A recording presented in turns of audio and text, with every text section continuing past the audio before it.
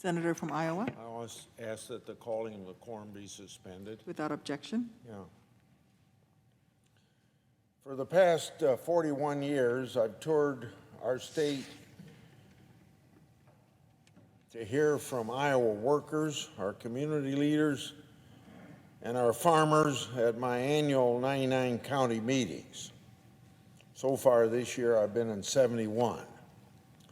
As a farmer myself, I enjoy speaking with those involved in agriculture all across the state who tell me that they're third, fourth, fifth generation farmers.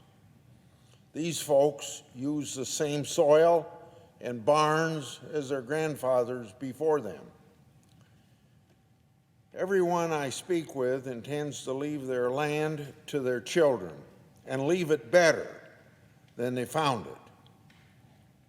And that goes way back to it being entrusted to their care. We all have that responsibility.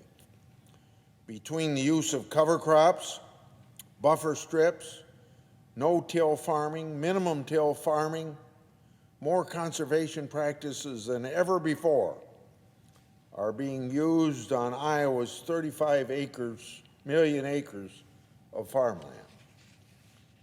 And while Iowa farmers are continuing to feed our country and the world, they're also doing so with fewer inputs, better soil, and water outcomes.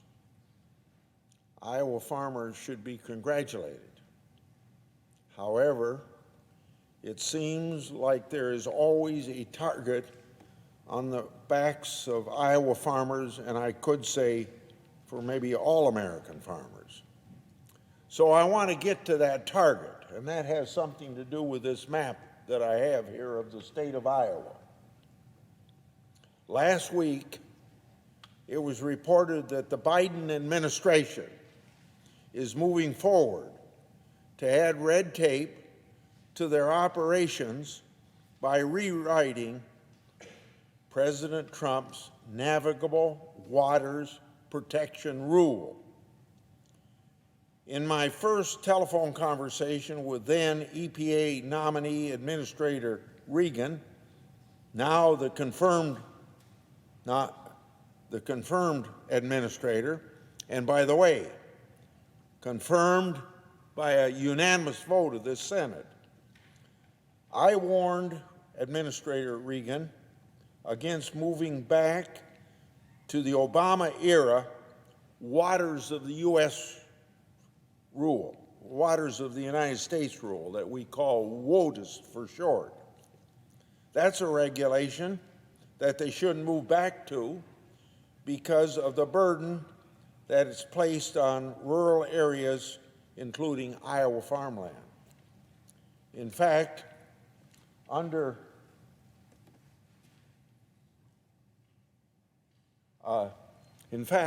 the old WOTUS rule, 97% of Iowa's land would have been subject to jurisdiction under the Clean Waters Act.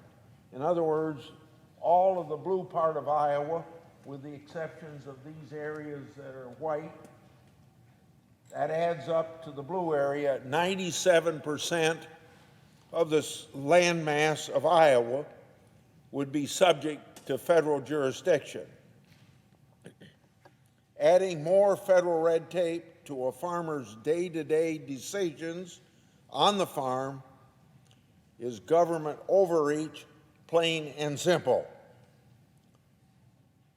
But besides Iowa's 86,000 farmers, a change in the Trump Navigable Waters Protection Rule will also result in significant red tape and significant expense for, among others, home builders, golf course managers, construction companies, as they make very routine decisions about how best to use the land and run their businesses.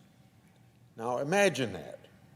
Not only have new home prices risen due to inflation and soaring loan prices, lumber prices, And by the way, lumber prices have added $36,000 to the price of a house just in the last year. Now, instead of that happening because lumber prices have gone up, now home prices, because of this proposed change in the regulation, will increase due to additional permitting that wasn't previously needed. To clear up common confusion, the Trump rule that is now the law of the land did not give for polluters free rein to discharge pollutions with no regard to the health of our nation's waterways. Regulating the discharge of pollution into waterways is important and is done through other parts of the Clean Water Act. The Trump rule made sure that where routine land use decisions were being made with little or no environmental impact, then those decisions would not be regulated by the federal government. EPA's release about its intention to overturn the Navigable Waters Protection Rule, which is the Trump rule, mentions this, that 333 projects would have required permits by the Obama WOTUS rule that did not need government paperwork under the Navigable Waters Protection Rule of the Trump administration. And of course, that is exactly the point of what was wrong with the WOTUS rule. If you're simply moving dirt to level off a low point in a field, should that need a federal permit? If a golf course is fixing a bunker or flattening a green, should that need a federal permit? The obvious common sense answer to both of these questions, and a lot of other questions that can be put out there for speculative purposes: what good does this red tape do for anyone? I want to underline that point. My Republican colleagues and I want clean water and healthy soil for our families and our communities. This is important. But I don't want is a federal government power grab that adds so much red tape to routine land use decisions that it slows our economy to a halt. If the Biden administration decides to go down this road of reverting to the old Obama-era WOTUS, they will be seriously misguided. Why should you put the farmers of Iowa, as well as the other people, with maybe even having to get a permit to do normal farming practices? It just doesn't make sense.